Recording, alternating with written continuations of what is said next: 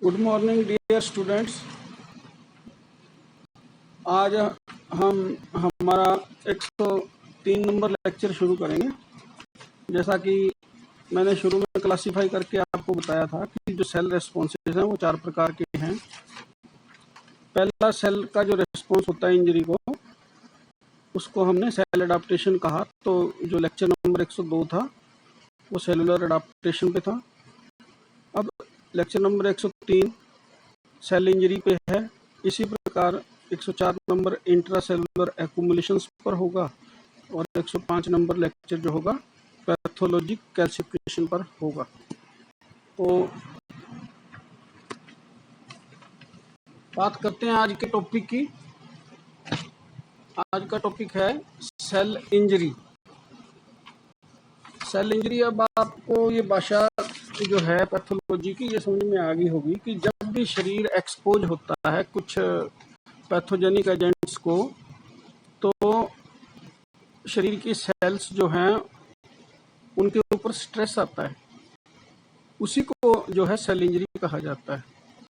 तो आज हमने जो है देखने कि क्या कारण क्या हैं, जो सेल इंजरी के कौन कौन से काजेस हैं, किन कारण से सेल इंजर होती है।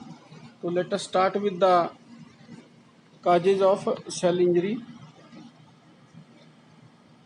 इसमें जैसे रिड्यूस्ड ऑक्सीजन सप्लाई, अगर ऑक्सीजन सप्लाई कम हो जाए तो जो है इंजरी होगी। फिजिकल एजेंट हो सकते हैं, केमिकल एजेंट हो सकते हैं, इन्फेक्शियस एजेंट हो सकते हैं, बाकी एबनॉर्मल जो इम्यूनोलॉजिक रिएक्शन है वो कारण हो सकते हैं, न्यूट्रिशनल इम्बैलेंस इसका कारण हो सकता है, जेनेटिक फैक्टर जो है सेल इंजरी का कारण हो सकता है, और इडियोपैथिक कारण भी हो सकते हैं। मतलब अननोन, जब किसी सेल इंजरी का हमें कोई पता ही नहीं चलता भी ये कहाँ से और क्यों हो रही है, तो उसको हम क्या देते हैं, इडियोपैथिक। तो चलिए सबसे पहले रिड्यूस्ड ऑक्सीजन सप्लाई की बात करते हैं। पहला कारण जो काज जो सेल इंजरी का है, तो इसमें देखिए ऑक्सीजन सप्लाई कम कैसे होगी, 2 तरीके से हो सकती है। एक तो ब्लड का फ्लो जो है वो कम हो, मतलब जितना ब्लड सेल्स को मिलना चाहिए उतना अगर ब्लड नहीं मिलेगा तो सेल्स जो है स्ट्रेस में आ जाएंगी। और दूसरा कारण ये हो सकता है कि जो ब्लड है उसकी ऑक्सीजन कैरिंग कैपेसिटी जो है वो कम हो गई। तो ये दोनों स्थितियों के अंदर क्या होगा, ऑक्सीजन की वजह से सेल इंजरी हो जाती है। तो hypoxia refers to inadequate oxygenation of tissues. जब टिश्यूज के अंदर कम मात्रा के अंदर ऑक्सीजन होती है उस स्थिति को हिपोक्सिया कहा जाता है। तो hypoxia is an important and common cause of cell injury and cell death. ये जो हिपोक्सिया है मतलब इनएडिक्वेट ऑक्सीजनेशन ऑफ टिश्यूज की जो स्थिति है, ये बहुत ही कॉमन काज है सेल इंजरी का, और उससे सेल की कई बार डेथ भी हो जाती है। हिपोक्सिया जो होता है ये किस कारण से होता है, may be due to reduced blood flow. जब टिश्यूज को ब्लड कम मिलेगा उस स्थिति को इस्केमिया कहा गया है। ठीक है, जब ब्लड कम पहुंचता है टिश्यूज को तो स्थिति को कहते हैं इस्केमिया, ISCHEMIA। और दूसरा कारण हो सकता है इनएडिक्वेट ऑक्सीजनेशन ऑफ द ब्लड। दूसरी स्थिति में ब्लड तो पूरा पहुंच रहा है टिश्यूज को, लेकिन जो ब्लड की ऑक्सीजन कैरी करने की जो कैपेसिटी है वो कम है। तो इस प्रकार पहला कारण जो हमने जाना कि किस प्रकार से रिड्यूस्ड सप्लाई ऑफ ऑक्सीजन कारक होती है सेल इंजरी का। इसी प्रकार अब हम बात करेंगे फिजिकल एजेंट्स की। फिजिकल एजेंट्स में मैकेनिकल ट्रॉमा, जैसे मान लो किसी का सिर लग गया सड़क पे, एक्सीडेंट हो गया, वो मैकेनिकल ट्रॉमा है। आपने सुना होगा ट्रॉमा हॉस्पिटल, मतलब जहाँ एक्सीडेंट हुए जो लोगों के भर्ती करते हैं जिनको, वो ट्रॉमा हॉस्पिटल होते हैं। फिर आप रेडिएशन हो गया, electric shock, sudden atmospheric pressure changes and thermal injury, ये सारे के सारे जो हैं फिजिकल एजेंट हैं जो सेल को इंजरी काज कर सकते हैं। इसी प्रकार तीसरी कैटेगरी आती है केमिकल एजेंट्स की। इसमें कई प्रकार हैं केमिकल एजेंट्स के। This include wide variety of agents, जैसे heavy metals and poisons. Industry में लोग काम करते हैं और उसमें इस तरह के जो एलिमेंट्स हैं जिनको उनका शरीर एक्सपोज होता है, तो इंजरी जो है उनके कारण ही होती है। जैसे आर्सेनिक हैवी मेटल है, आपका मर्क्यूरिक साल्ट हो गए, साइनाइड हो गया, तो इन इंडस्ट्री में जब लोग काम करते हैं तो उनका एक्सपोजर शरीर सह नहीं पाता। इन चीज़ों को शरीर सह नहीं पाता मतलब शरीर की सेल्स उसको रिस्पॉन्ड करती हैं। नाउ केमिकल स्ट्रॉन्ग एसिड हो गए, एल्कली होगी, आप देखते हो लैब के अंदर भी एसिड बेस आप यूज़ करते हैं। फिर केमिकल्स में तीसरा आपका एनवायरमेंटल एंड एयर पोल्यूटेंट्स हो गए, जैसे इंसेक्टिसाइड्स हैं जो कीड़े मार दवाएं, हर्बिसाइड्स। इसी प्रकार केमिकल्स में चौथी category industrial and occupational hazards, carbon monoxide and asbestos. Industry होगी ऑक्यूपेशनल हैजार्ड। ऑक्यूपेशनल हैजार्ड से मतलब है कि आदमी जो अपना काम करता है, ऑक्यूपेशन करता है, उसकी वजह से। अब कोई ऐसी इंडस्ट्री में काम करता है जहाँ कार्बन मोनोऑक्साइड पैदा होती है, तो उसका शरीर उस एनवायरनमेंट में लेस ऑक्सीजन में एक्सपोज होगा। एस्बेस्टस है जो कि कॉटन जैसा होता है, फायर प्रूफ होता है, ठीक है, लेकिन ये इनहेल भी हो जाता है तो लंग्स को दिक्कत आती है। फिर other chemicals like alcohol and cigarette smoking, अगर ज़रूरत से ज़्यादा हो जाए तो ये भी जो है सेल को इंजर करते हैं। देन आइट्रोजेनिक का मतलब होता है कि कोई ड्रग है ली, ड्रग के अनडिजायरेबल जो इफेक्ट हैं वो कारण बन रहे हैं इंजरी का, ठीक है, तो ऐसों को हम बोलते हैं iatrogenic. That is the consequence of taking a drug prescribed by the physician can produce undesirable effect. Physician ने प्रिस्क्राइब किया और ड्रग ले रहा है पेशेंट, ठीक है, और उसके शरीर पर कोई अनडिजायरेबल इफेक्ट आ जाता है उस चीज़ का, उस इफेक्ट से सेल इंजरी हो जाती है। तो अब उसके बाद हम चौथा काज जो सेल इंजरी का देखेंगे, इन्फेक्शियस एजेंट्स, जो लिविंग एजेंट्स हैं, जैसे वायरस, मौके पर कोरोना वायरस पूरी दुनिया हिला रखी है जैसे। फिर बैक्टीरिया हो गया, फंजाई हो गया, आपका रिकेशिया हो गया, और पैरासाइट्स हो गए। पैरासाइट्स जो दूसरे की बॉडी पर निर्भर रहते हैं, जैसे मॉस्किटो एक पैरासाइट है, ठीक है, कुछ वॉर्म होते हैं इंटेस्टाइन के अंदर चले जाते हैं। तो नेक्स्ट कैटेगरी जो आपकी आती है पांचवी, एबनॉर्मल इम्यूनोलॉजिक रिएक्शन। जो इम्यूनिटी आप जानते हो, इम्यूनिटी क्या है? Power of the body to resist the infections, ठीक है, जो बाहर से एंटीजेनिक सब्सटेंसेस आते हैं उनको रेस्पॉन्स करता है बॉडी का सिस्टम, और इम्यूनोलॉजिक जो है रिएक्शंस होते हैं और फिर एंटीबॉडी पैदा होती हैं, ठीक है। तो अब क्या है, कई बार जो इम्यूनोलॉजिक रिएक्शन है वो नॉर्मल की बजाय एबनॉर्मल हो जाते हैं, तो वो जो है सेल्स के लिए जो है इंजूरियस होता है। The immune system is required for defence against infectious pathogens, however abnormal immune reaction itself में काज सेल इंजरी। इसकी आवश्यकता तो पड़ी है बॉडी के डिफेंस मैकेनिज्म में, लेकिन कई बार एबनॉर्मल इम्यून रिएक्शन हो जाते हैं, जैसे ऑटो इम्यूनिटी। ऑटो इम्यूनिटी क्या है? जैसे हमारा जो जब बॉडी का डिफेंस मैकेनिज्म शुरू हो जाता है तो ये क्या करता है कि जो फॉरेन एंटीजेंस होते हैं उनकी पहचान कर लेता है और उनको रिस्पॉन्ड करता है, ठीक है। ऑटो इम्यूनिटी क्या है? जब एक इंडिविजुअल की इम्यूनिटी के अंदर ये पावर नहीं रही पहचानने की कि ये हमारे सिस्टम के लिए काम की है एंटीजेंस या काम की नहीं है, जो भी सामने आएंगी उन सबके साथ वो रिएक्शन करेगा, तो सेल्फ और नॉन सेल्फ की पहचान खत्म हो जाती है, उसको कह देते हैं auto immunity. So immune reactions to self antigen can result in auto immune diseases, और इसी में ऑटो इम्यून डिजीजेस को कहा जाता है। फिर आपका आ गया hyper sensitivity reactions. Hyper sensitivity का रिएक्शन का मतलब है कि थोड़ा सा एक्सपोज होने पे एक बहुत बड़ा रिस्पॉन्स आ जाना, तिल का ताड़ बना देना, जैसे कह देते हैं ना, बिल्कुल मामूली। तो आपने देखा होगा कुछ इंजेक्शन जैसे पेनिसिलिन है, थोड़ा सा लगा कर देखते हैं उसको पहले पेशेंट के, मामूली सी डोज लगाते हैं, अगर कोई रिएक्शन आता है वो क्या कर रहे हैं, वो हाइपर सेंसिटिविटी चेक कर रहे होते हैं।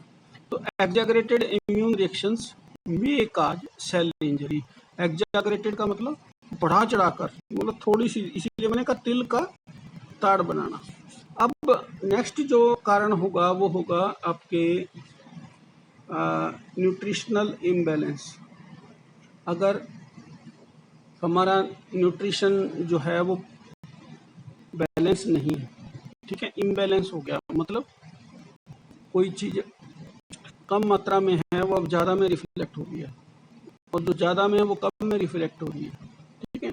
इट में result from either nutritional deficiencies, nutrition की डेफिशिएंसी होगी, उसको डेफिशिएंसीज ऑफ स्पेसिफिक विटामिन, जैसे विटामिन सी की कमी होती है तो आप देखते हो स्कर्वी हो जाती है, जो गम्स हैं उनसे ब्लड आने लगता है। न्यूट्रिशनल एक्सेस भी हो जाता है कई बार, कुछ लोग तो कम खाने से बीमारी हो जाती है, कुछ लोगों को ओवर ईटिंग से हो जाती है, जैसे मोटापा है, ठीक है। एक्सेस ऑफ कोलेस्टेरॉल, बहुत ज़्यादा फैट खा रहे हैं तो उसके साथ एथेरोस्क्लेरोसिस हो जाता है। एथेरोस्क्लेरोसिस क्या है, जो ब्लड वेसल्स हैं उसके अंदर जो आपके ये कोलेस्टेरॉल है वो जमा होने लगता है, तो ब्लड प्रेशर होने लगता है उस।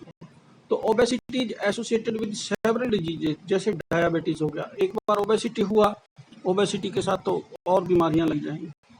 तो न्यूट्रिशनल इम्बैलेंस है, इसीलिए आपने ये भी पढ़ा होगा कहीं कि डायबिटीज़ को या मोटापे को हम लाइफस्टाइल डिसऑर्डर बोलते हैं। लाइफस्टाइल डिसऑर्डर का क्या अर्थ है, ऐसा डिसऑर्डर जो आदमी की रूटीन की वजह से पैदा हुआ, ठीक है, उसको हम कहते हैं लाइफस्टाइल डिसऑर्डर। फिर आ जाइए जेनेटिक फैक्टर्स के ऊपर।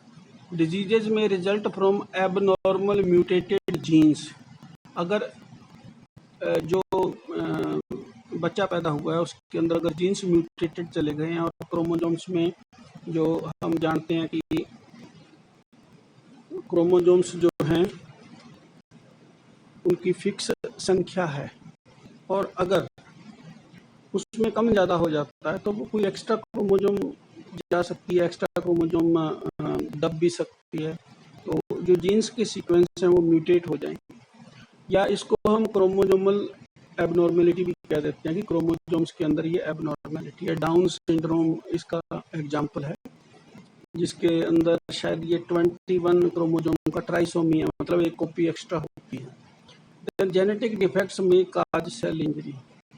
अब जो जेनेटिक डिफेक्ट है जिसके अंदर ये एक्स्ट्रा क्रोमोजोम आ गए या लेस क्रोमोजोम आ गए हैं, तो उसकी बायोकेमिस्ट्री जो है नॉर्मल नहीं होगी, वो बायोकेमिस्ट्री नॉर्मल ह्यूमन बीइंग के से अलग होगी, और वो बायोकेमिस्ट्री एक इंजरी का कारण बनेगी ऐसे पर्सन के लिए, ऐसे बच्चे के लिए जिसके अंदर ये जेनेटिक डिसऑर्डर पास हुआ है।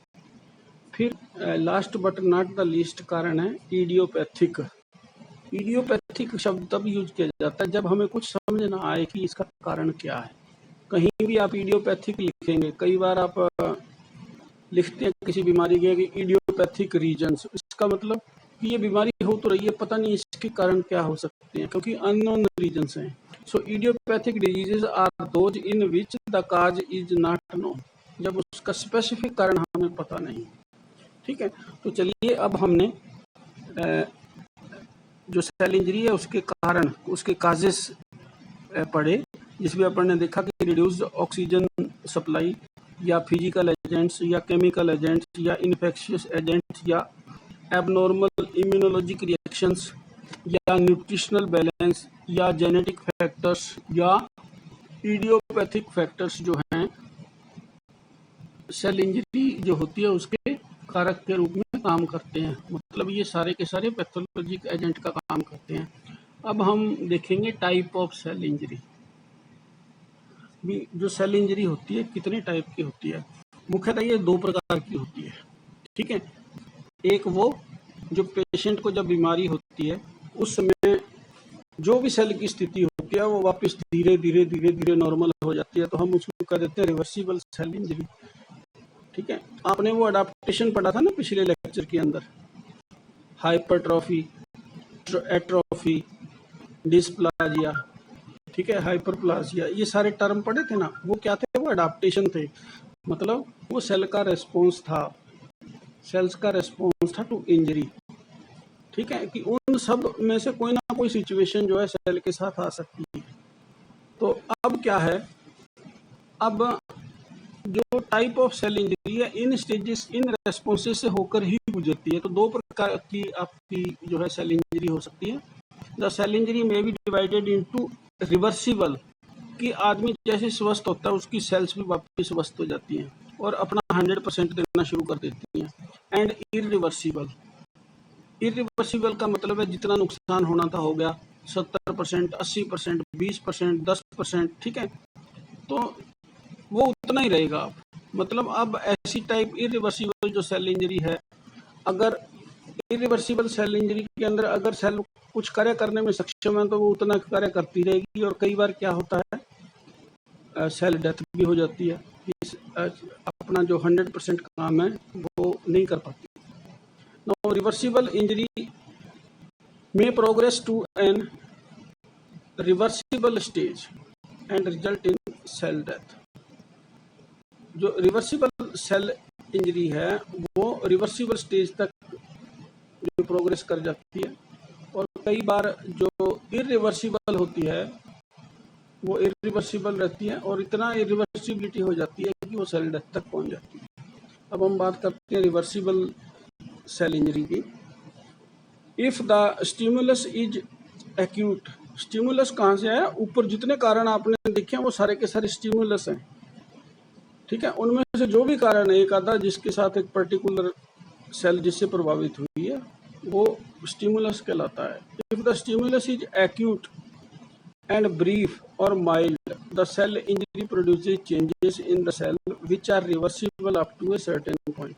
ये कहता है कि अगर स्टिमुलस जो झटका सेल को लगा है, जो दबाव जो स्ट्रेस सेल के ऊपर आया है, अगर ये माइल्ड है और थोड़े समय के लिए है तो सेल जो है अपना जो फिजियोलॉजी है, अपनी जो फंक्शनिंग है, अपनी जो मॉर्फोलॉजी है उसको वापस रिटेन कर लेती है, लेकिन वो एक सर्टेन पॉइंट तक ही संभव है। अगर बहुत ज़्यादा तगड़ा जर्क लगेगा तो ऐसा स्ट्रेस वो नहीं सह पाएगी। अब light microscopic features of reversible cell injury, अगर हम देखना चाहें भी वो जो रिवर्सिबल सेल इंजरी है किसे कहेंगे हम, तो उसको कुछ लाइट माइक्रोस्कोप के अंदर हमें फीचर्स दिखाई देंगे, ठीक है, उस हद तक उस पॉइंट तक हम कहेंगे कि हाँ ये सेल्स जो है वापस इनकी रिवर्सिबिलिटी हो सकती है, ये वापस नॉर्मल हो जाएंगी, वापस इनका फंक्शन आ जाएगा। There are two patterns of reversible cell injury, namely cellular swelling and fatty change, ठीक है। तो जब सेल्स के ऊपर इंजरी हावी होती है तो दो प्रकार के उसके अंदर चेंज आते हैं। फर्स्ट इज सेलुलर स्वेलिंग और दूसरा है fatty change. Fatty change actually liver उसमें सेलुलर एक्यूमुलेशन, इंट्रासेलुलर एक्यूमुलेशन के अंदर आ जाता है, तो इसलिए इसको हम अगले लेक्चर में डिस्कस करेंगे। और सेलुलर जो आपका स्वेलिंग है वो क्या है, it is due to changes in the ion concentration, जो आयन का कंसंट्रेशन है उसके अंदर चेंज आ जाता है। And fluid homeostasis. अब होम्योस्टेसिस क्या है, ये टर्म हमें सबसे पहले लेना चाहिए था। होम्योस्टेसिस क्या है, होम्योस्टेसिस एक मैकेनिज्म है, ठीक है, ऐसा मैकेनिज्म जिस मैकेनिज्म के माध्यम से हमारी बॉडी इसकी जो नॉर्मल पैरामीटर हैं इसके नॉर्मेलिटी के, आप कहते हो कि बीपी इतना डायस्टोलिक होता है, इतना सिस्टोलिक होता है, तो एक रेंज बन गई, ठीक है। इसी प्रकार बॉडी टेम्परेचर है, इस प्रकार आपके फ्लूइड्स का कंसंट्रेशन है, फ्लूइड्स के अंदर इलेक्ट्रोलाइट्स का कंसंट्रेशन है, तो उसकी एक रेंज बन जाती है। तो इस रेंज को जो कि विद इन इस कंसंट्रेशंस को, इन रेंजेस को मेंटेन करके रखने का बॉडी का जो मैकेनिज्म है उसी को होम्योस्टेसिस कहा जाता है, ठीक है। तो सेलुलर जो स्वेलिंग है उसमें क्या होता है, वो तब सेलुलर स्वेलिंग होती है जब आयन कंसंट्रेशन के अंदर चेंज आ जाता है और फ्लूइड होम्योस्टेसिस डिस्टर्ब हो जाता है। There is increased flow of water into the cells, ठीक है, क्योंकि स्वेलिंग होनी है। तो स्वेलिंग क्यों होगी कि जो साल्ट्स का कंसंट्रेशन डिस्टर्ब हुआ है, सोल्यूट का कंसंट्रेशन ज़्यादा है सेल्स के अंदर, तो ऐसे में क्या है जो सॉल्वेंट है वो रश करता है, सो दैट कंसंट्रेशन इंट्रासेलुलर और एक्स्ट्रा सेलुलर फ्लूइड के अंदर कंसंट्रेशन को मेंटेन कर सके and result in increased water content of injured cells. ठीक है, तो जो इंजर्ड सेल्स हैं उनका वाटर कंटेंट ज़्यादा हो जाएगा, वाटर कंटेंट ज़्यादा होगा तो naturally these cells will have to swell up, inflammation हो जाएगा उसका। ठीक है, तो अगर यहाँ तक अगर ये मतलब आप ऐसा कहिए कि ये रिवर्सिबल की बात कर रहे हैं ना हम भी, अगर ऐसी स्वेलिंग ऐसा कुछ डिस्टर्बेंस है और वहाँ से वो स्ट्रेस फैक्टर रिमूव कर दिया जाए और इलेक्ट्रोलाइट बैलेंस को वापस नॉर्मल कर लिया जाए तो ये सेल वापस अपना 100% दोबारा से दे सकती है। ठीक है, और जो आपका दूसरा है इसके अंदर फैटी चेंज है। फैटी चेंज का बेस्ट एग्जांपल है स्टेटोसिस। ये मैं आपको ना इंट्रासेलुलर एक्यूमुलेशन के अंदर पढ़ाऊंगा। स्टेटोसिस जिसको फैटी चेंज बोल देते हैं आप। ठीक है, स्टेटोसिस या फैटी चेंज का अर्थ होता है abnormal accumulation of triglycerides within parenchymal जो सेल्स हैं उसके अंदर। ठीक है, और इसमें लीवर इन्वॉल्व होता है और जो फैटी लीवर जिसको कहा जाता है, ठीक है, उसके अंदर triglycerides within parenchymal cells of liver जो है वो इकट्ठे हो जाते हैं, उसी को हम जो है फैटी लीवर बोलते हैं। तो ये डिटेल में आपको जो फैटी चेंज है ना, ये जो हमारा लेक्चर नंबर आपका 104 होगा जिसके अंदर हम इंट्रासेलुलर एक्यूमुलेशन पढ़ेंगे, उसके अंदर ये मैं दोबारा से लूँगा डिटेल के अंदर। फैटी लीवर जो है एक्चुअली इंट्रासेलुलर एक्यूमुलेशन का पार्ट भी है। यहाँ आप थोड़ा सा रिवर्सिबल चेंज के रूप में इसको देख रहे हो, तो आप देखते हो कि फैटी लीवर जो होता है उसका इलाज हो जाता है।